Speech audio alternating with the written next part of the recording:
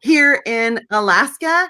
And I know it's already going to be an amazing day. You know what? It started with this. Well, I got up really early, but then I was working and I heard that sound, the garbage man. And I was like, oh my goodness, we forgot to put our trash can out, because you can't put your trash can out in Alaska now till, the morning because of bears, right? So I went flying out there, like grabbed the trash can, ran to the road, and he was already down the road.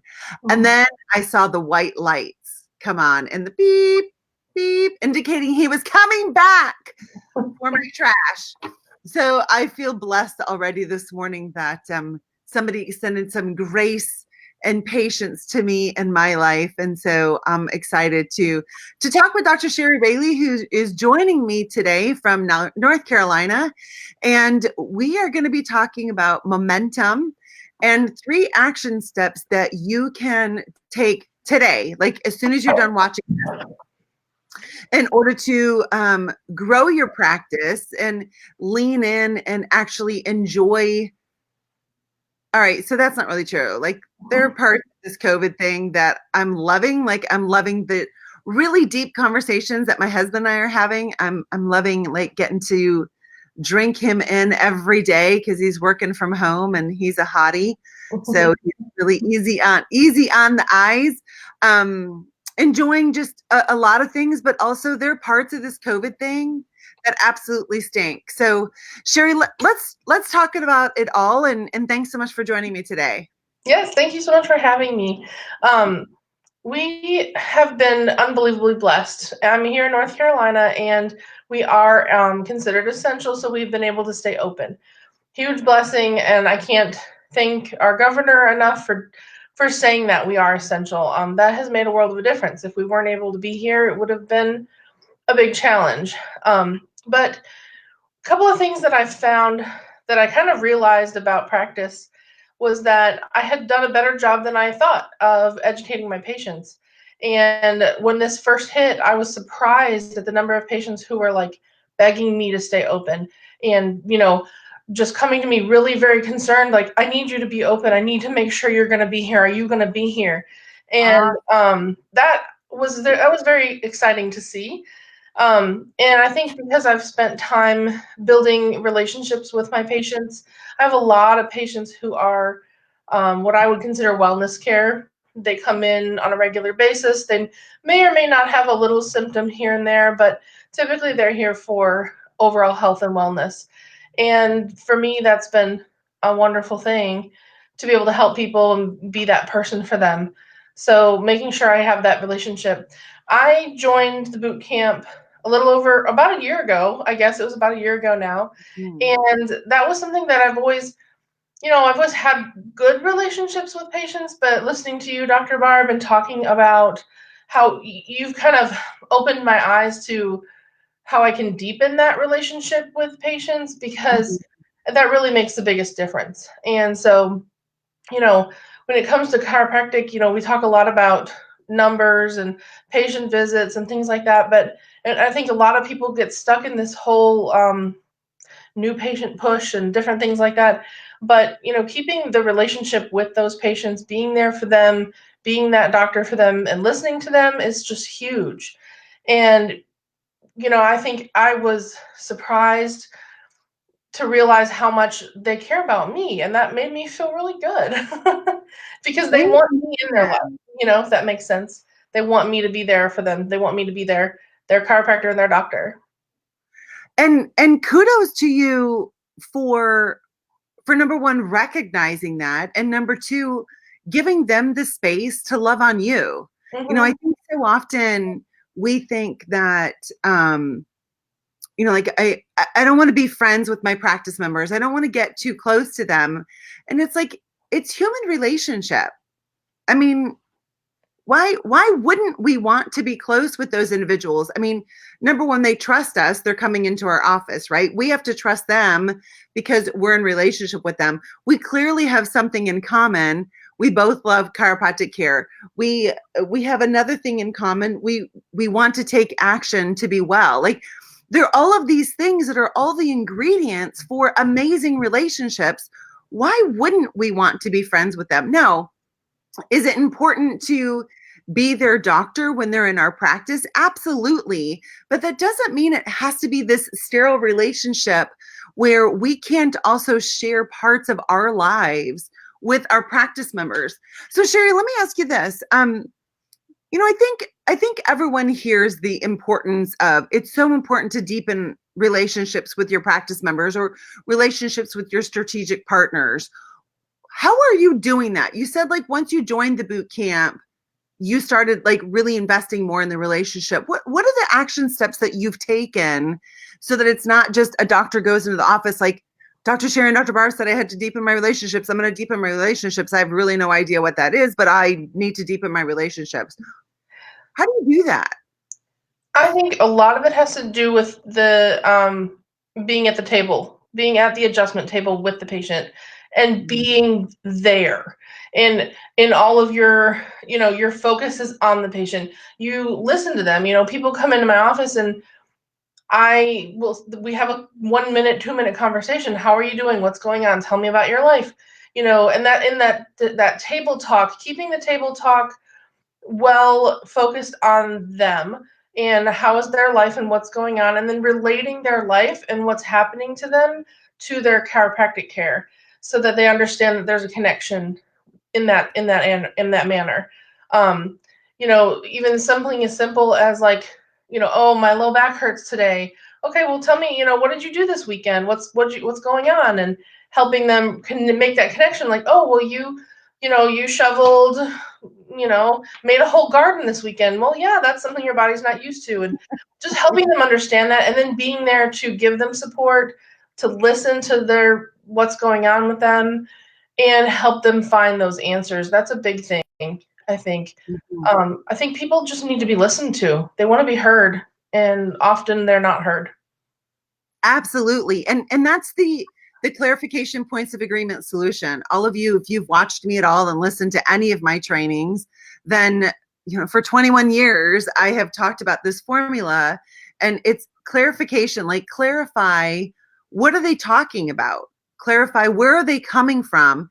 Then get on the same page with them before you have a solution. So there's just like our chiropractic philosophy is optimum flow of communication from the brain to all the cells and tissues, right? And that happens over time as we remove interferences. And the same is true with our communication. So when we go through clarification, then get on the same page. Now they're open for solution, and that whole showing like truly listening and not listening.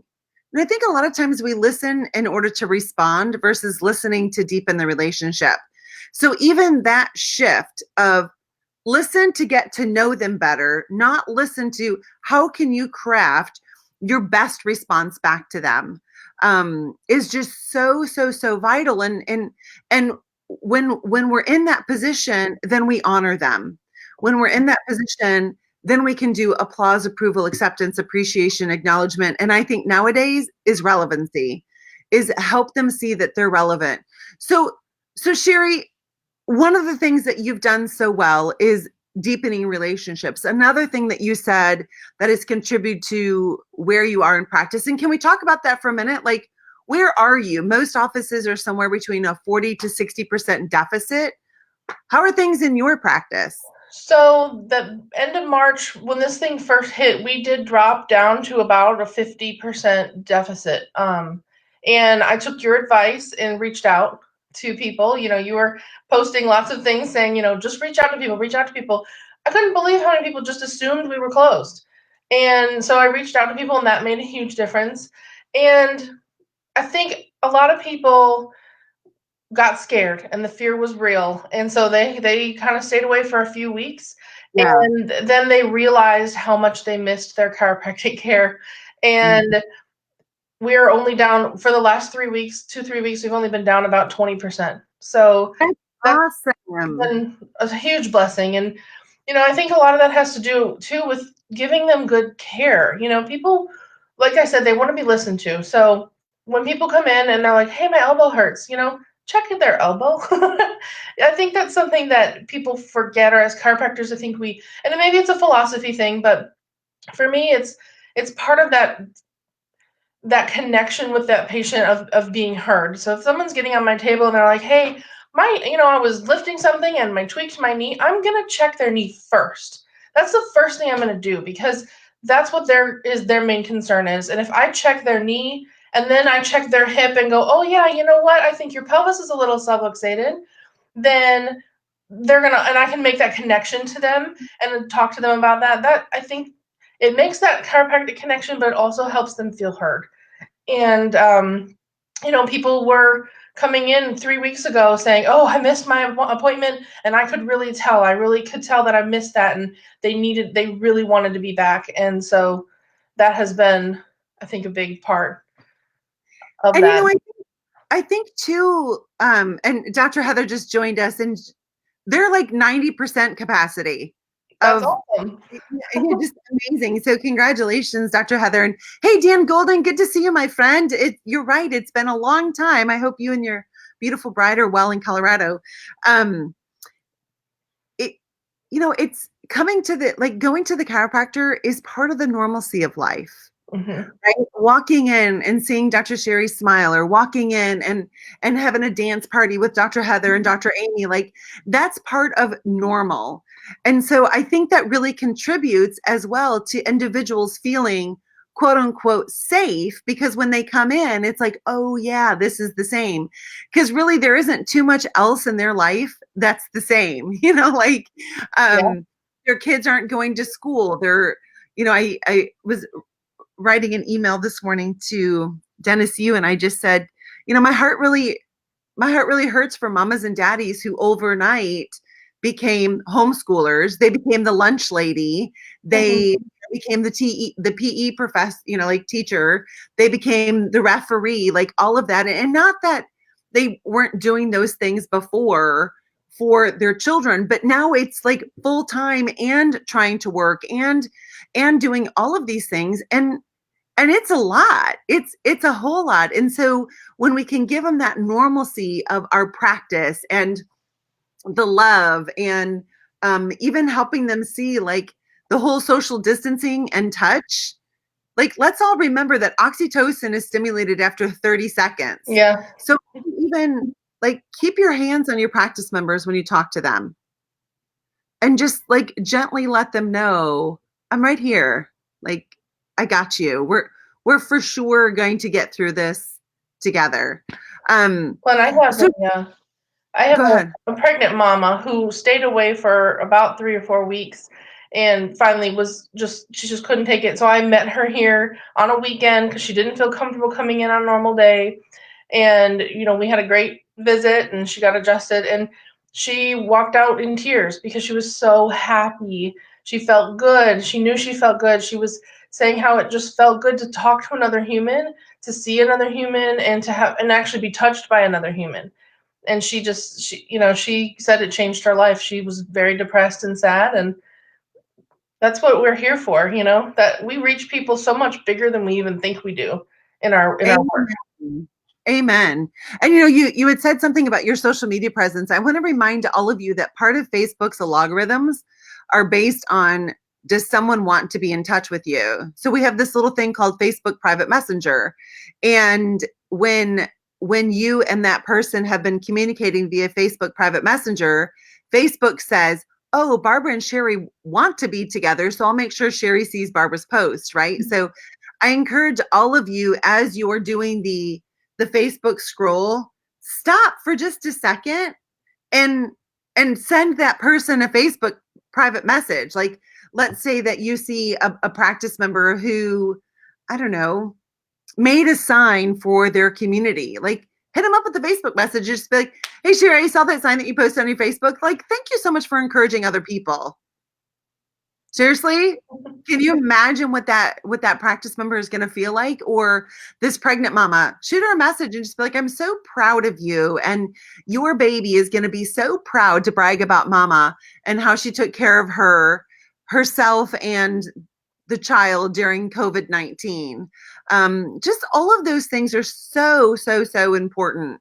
So Sherry, as we wrap this up, what words of encouragement do you have today for the doc who's like, okay, it sounds really nice for you guys because your practice is going well, but I didn't really have a whole lot of momentum going into this. It was the beginning of the year and their deductibles and co-pays, and they're not in the boot camp and not doing the 30, like they didn't do the 90-day challenge, which you kicked butt with. What advice do you have for them? Especially now, I think more and more people are like, okay, like I'm done with this. I'm ready to engage again. Yeah. Honestly, I think there's no better time to start than now. It takes time to build relationships, it takes time to build a social media presence, and it takes time to earn that respect with your patients and for them to love you and you to love them. That's all something that takes time. So, you know, get out there and meet your people, the people that are there, that are showing up in your practice, love on them more and tell them that you appreciate them and be there for them and help them and start building that. And you have to work at it, and it takes a lot of time, and it takes time to build those relationships. So there's no better time than now. And it's hard for people. It's easy to be maybe down or out about it because you didn't have that going into this. But sometimes we just need a little push to get going, and that's why Dr. Barb's my coach, because I need a little push sometimes. And that's what you need. Sometimes you just need a little help and little support and a little shove in the right direction. And so maybe that's what COVID was for some of us. It is still for me. I mean, I've had a good month, but I realized that I'm even just kind of like just riding the wave, and I need to get up and surf again. Nice. I love that. I need to catch bigger waves. I love that analogy. And like I said, relationships aren't like a soda pop machine. Just because you reach out to somebody doesn't mean they're obligated to call you, Hmm. right? But it's kind of like dating, almost like, how serious are you about me? Right? And we all Hmm. want to be pursued, even in the doctor practice member relationship. Heather says, chiropractic has been the big outing for many of our families. In Illinois, kids can't go into any stores. Kids are so happy to see us and to see that something is normal. I didn't think of that before, but Hmm. what a change for a lot of families. Like the only place they can go is to their chiropractor. So chiropractors, please pick up your phone, shoot a text, a phone call, an email, a Facebook message. All of you can get on and do Facebook Lives just like this with your practice members, with your strategic partners, with you just telling your practice members, hey, I love you. I appreciate you. Come into the office for all of the kids today. We're doing, oh, it's Cinco de Mayo. All right. So you want to hear a little history about Cinco de Mayo? Yeah. So my husband's dad, Alan Eaton, was a regional marketing director for Vandecamps way back in the day. And, like there was frozen foods, back in the day were actually a pretty big thing. I think that they are now, but they're just a lot more selections now, where back in the day you had like Vandecamps and Stofers, right? So at any rate, there was a lull at this time for like the frozen food industry. Like Christmas was over, Valentine's Day was over, Easter was over, summer was still around the corner. So he got with a couple of the beer distributors and Tostitos and a couple things like that and said, what do you guys think about doing Cinco de Mayo? And we'll just bring to everyone's attention this Mexican fiesta thing for Cinco de Mayo. And they're like, sounds good to us. Like, we want to boost sales. So that's really how it like got a presence for like a marketing presence here in the United States was my father-in-law. So funny. Cool. Yeah. Also, we're, like Mike McCallitz was talking about the vital need. Like, what is the vital need? So he looked at what was the vital need in his company that he could fulfill with this new product that they had, like a Mexican line, and bam, partnered with, and now we all have Cinco de Mayo parties, right? Um, and anyway, little fun fact for all of you. So Sherry, thank you so much for serving. I really appreciate you and your husband Nick, and thanks for all that you guys pour into our tribe, and thanks for how you're showing up big time in North Carolina and serving your practice members. I appreciate that. Thank you. I appreciate it. All right, everyone, have a great day. God bless you. I will see you back here in a few hours. Just a second, and let me just tell you, I'm doing another Facebook Live interview with Caitlin Carter. You guys are going to want to tune in and have a listen. And then with Karita de Jong from New Zealand. Um, so I have 3 amazing boot campers today who are sharing with you what are they doing in order to have these practices, who are serving strong in the midst of COVID, and how they're catching big waves, and enjoying the ride, right? So thank you so much. Have a great day. See ya. Bye.